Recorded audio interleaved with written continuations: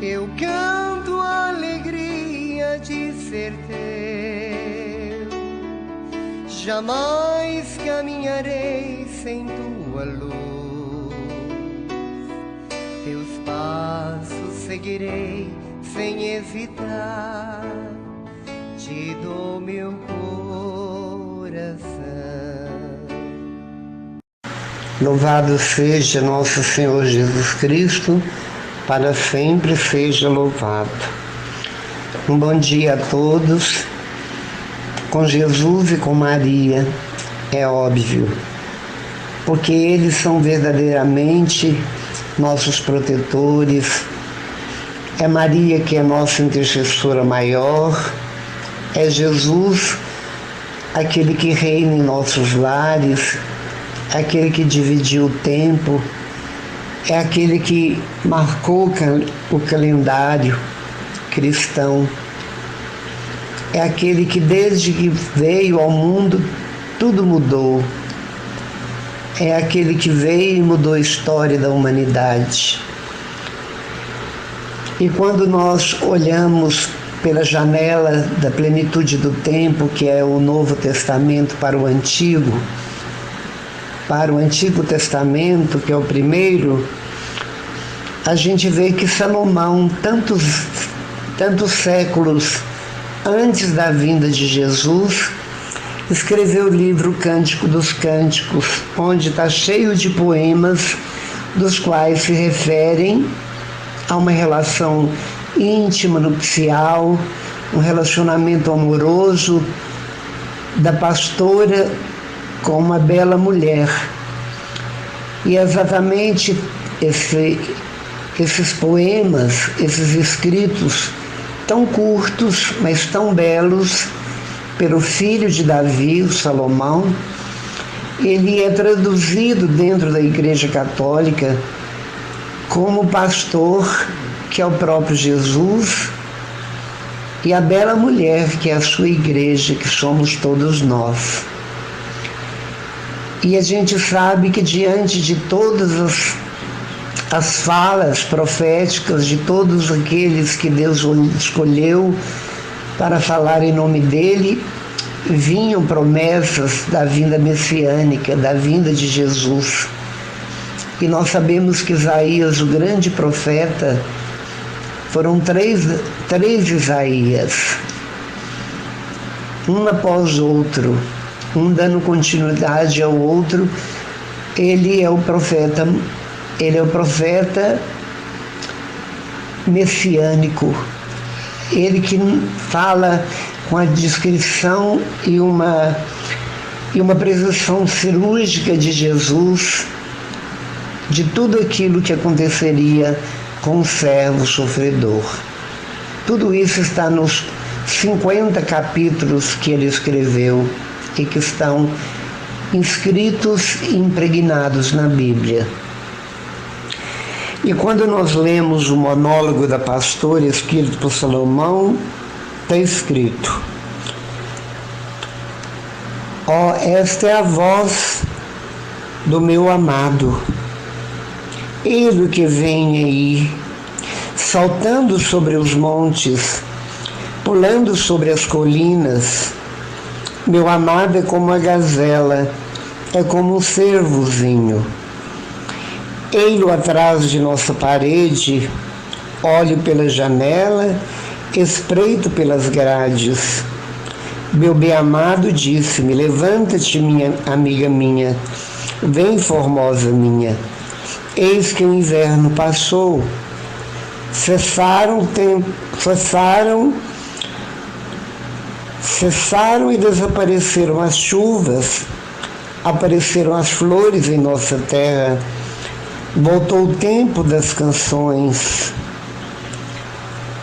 Em nossas terras já se ouve a voz da rola, a figueira começa a dar seus frutos e a vinha em flor exala o seu perfume. Levanta-te, minha amada, formosa minha, e vem. Este chamado deste poema é o próprio Jesus que vem. Porque naquele tempo seguindo os costumes da época, os pastores, no tempo do inverno, iam para lugares mais quentes e distantes. E quando aproximava o inverno, do qual eles juntavam seus rebanhos para irem todos os pastores, as mulheres já choravam, já se despediam, eles se tornavam mais carinhosos, porque dali a pouco eles passariam um inverno todo distante, longe. E diante disso, quando eles iam, as mulheres ficavam chorando, noivas, namoradas, as esposas. A aldeia onde eles moravam ficava apenas as mulheres e crianças. Todos os jovens e os homens casados iam, porque o rebanho era o seu ganha-pão, era a sua economia. E quando terminava o inverno, que era contado dia após dia por elas e por eles, eles vinham saltitando, apressados. Para irem, eles iam devagar, mas quando eles vinham saltitantes, eles vinham alegres, cantando canções alegres e conduzindo o rebanho de volta para sua aldeia, onde ali as mulheres já haviam preparado um belo jantar, um belo banho, já havia preparado tudo para eles. Já estavam de banho tomados, cheirosas, e a saudade era muito, e o abraço era longo, e os beijos eram verdadeiramente longos também. Da mesma forma, todo o Antigo Testamento sempre olhou para o céu e dizia que o céu se abra e chova e germine o Salvador. E muitos deles não conseguiram ver o amado não veio para eles. A partir da plenitude dos tempos, da gravidez de Maria, do nascimento de Jesus, da sua encarnação, paixão, morte e ressurreição, foram os que nasceram naquela época contemporâneos dele. Daí em diante é que ouviram a mais bela de todas as histórias. Um Deus que se encarna e se torna um conosco, humano como nós, para compadecer de nós, estar conosco, falar conosco, viver como nós e desenhar e delinear para nós o rosto do Pai, o rosto velado do Pai. Ele veio falar em atitudes sobre o amor, como aquelas mulheres e aqueles pastores que tanto se amavam. Como este poema, a igreja, na sabedoria dela, ela vem configurá-lo, a vinda de Jesus no advento. O pastor é Jesus que vem, a amada somos nós, a noiva, a igreja. E a igreja, no tempo litúrgico, se prepara solenemente nas 4 semanas de advento para o dia da missa do galo, para o dia da missa do Natal.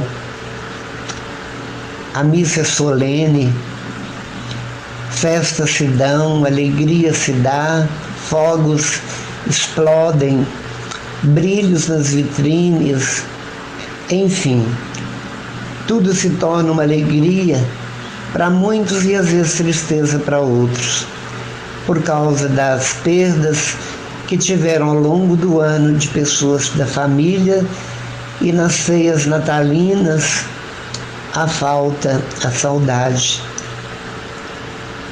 Mas quando nós falamos do Natal em si, o significado único é a missa da noite do Natal, é a missa solene do nascimento do menino, é a chegada solene, litúrgica do menino Deus,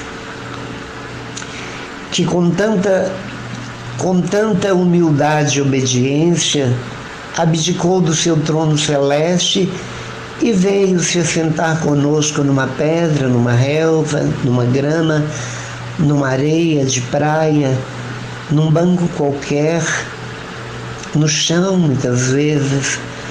Ele veio viver e sentir as dores dos pobres. Ele veio ver de perto, chorar nossas lágrimas, sentir nossas dores da alma. E para concluir tudo isso, ele vem e prova o amor que ele tem pela amada noiva, morrendo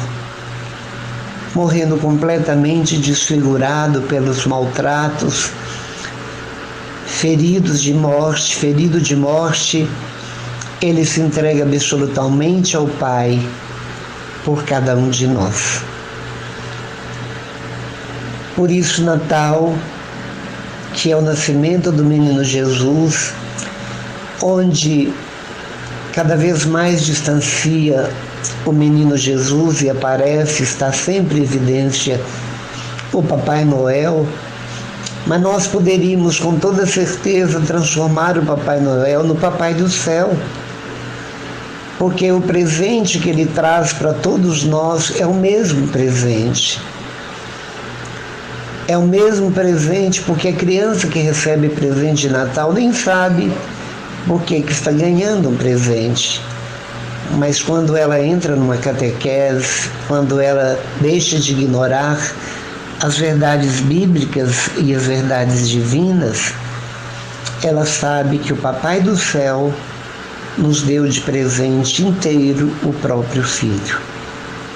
É como se ele tirasse de dentro do peito o próprio coração e nulo desse. E Jesus teve o mesmo ato e a mesma atitude do Pai. Ele se entregou inteiro, com o coração e tudo, abriu os braços, se rendeu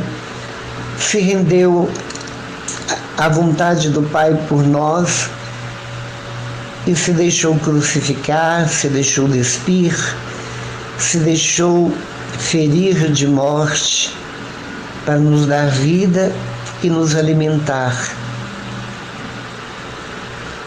Depois da morte, o seu coração rasga, exatamente para que fosse aberta a porta até então fechada do céu, porque desde o pecado original, a inimizade nasceu, as portas do céu se fecharam. Era preciso que viesse um Salvador que deveria pagar com a própria vida nossos pecados. E nós temos um grande profeta, aliás, 3 profetas, 3 Isaías, um pós outro, que escreveu nos 50 capítulos do livro de Isaías, com precisão cirúrgica, todo o sofrimento do servo Jesus, descreveu todo o sofrimento dele de paixão, morte, de cruz. Embora viveu estes profetas 720 anos antes da chegada messiânica, antes da vinda do Filho de Deus. Isso para nós é preciso que seja uma grande alegria. Por isso, não dê mais importância a um churrasco, a uma carne assada, a um vinho, um champanhe, uma cerveja, ou algo mais forte, não importa, ao ajuntamento da própria família para comemorarem o Natal, mas é uma comemoração que está tão distante da realidade do que é o verdadeiro Natal. E cada dia distanciamos mais ainda do menino Deus. O Natal significa unicamente a missa solene do galo, vamos dizer, do nascimento do Filho de Deus, que o mundo inteiro católico celebra, o mundo cristão celebra. Não são festanças, não são comilanças, não são beberrâncias, não são alegrias à custa de entorpecentes, à custa de alcoolismo, Não é comer uma comida variada simplesmente por comer, mas é uma alegria que devemos ter, principalmente na hora da celebração da missa, ver ali solenemente Jesus nascendo, o pão transubstanciando-se no seu corpo, o vinho transubstanciando-se no seu sangue. E ali se dá o maior milagre, o maior alimento que nós temos, a maior ceia que nós celebramos e nos alimentamos, exatamente Ele em si mesmo. Se não comeres da minha carne, não beberes do meu sangue, não terás a vida em mim. A nossa vida não tem sentido sem nos alimentar eucaristicamente, que é o próprio corpo e sangue, alma e divindade do nosso Mestre Jesus. As badaladas do sino, os cânticos de Natal, as celebrações da missa, é uma celebração que liturgicamente se faz, comemora, para que nós relembramos, para que a gente viva toda a trajetória da vida de Jesus na Terra, desde a sua encarnação até a sua ressurreição e a sua ascensão ao céu, e hoje a Igreja o adora na sua glória, onde ele definitivamente reinará, e um dia nós vamos encontrá-lo frente a frente, porque ele é nosso ponto de partida, nosso ponto de referência e nosso ponto de chegada. Ninguém escapará deste momento. E assim como os magos que mal conheciam a religião judaica, avisados em sonhos para não voltar a Herodes, seguindo um ciclo da palavra que falava do nascimento do menino, seguiram viagem do Oriente para visitar, e o encontrou e levou presentes para o menino Jesus. Ouro, mirra, incenso, mas muito mais do que isso, Jesus quer o meu coração, o seu coração. Por isso, prepare o seu coração para essa grande festa. Alegre o coração carente de Jesus, dando a Ele o seu coração recheado de gratidão.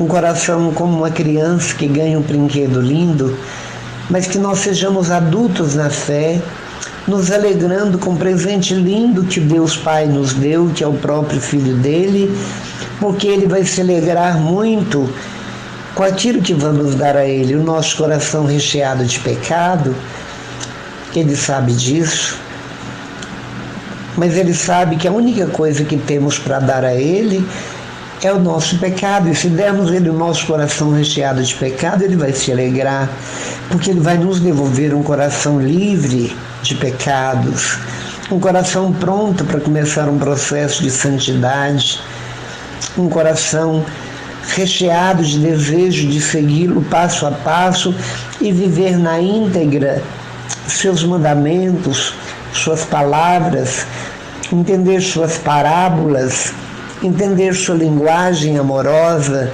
entender seus movimentos que foram puros e simplesmente de amor.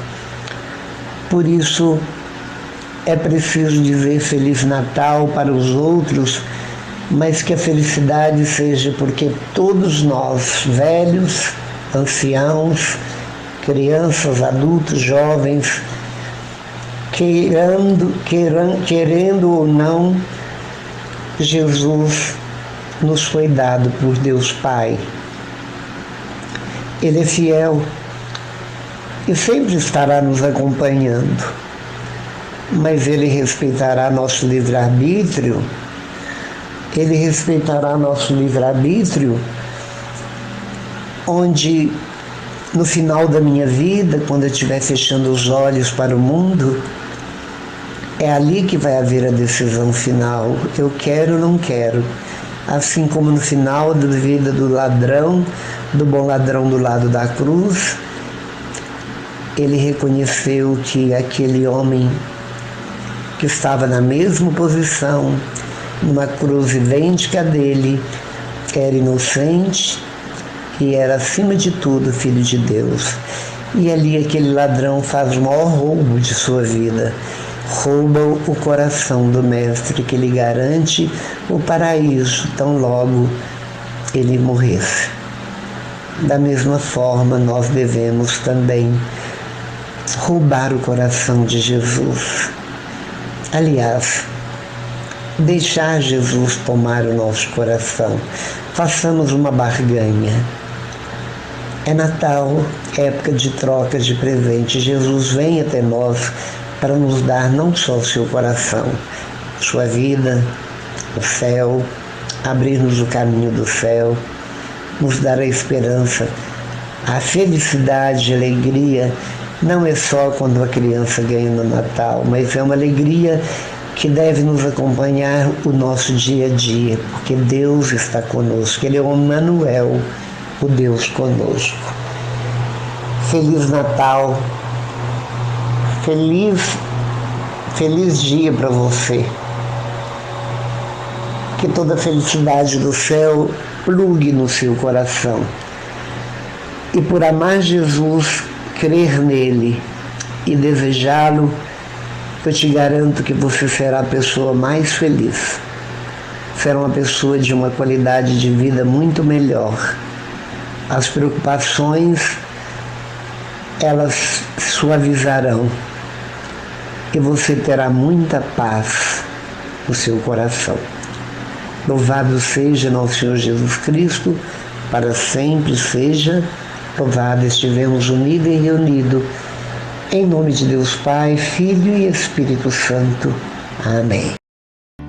Eu canto a alegria de ser teu, jamais caminharei sem tua luz, teus passos seguirei sem hesitar, te dou meu coração.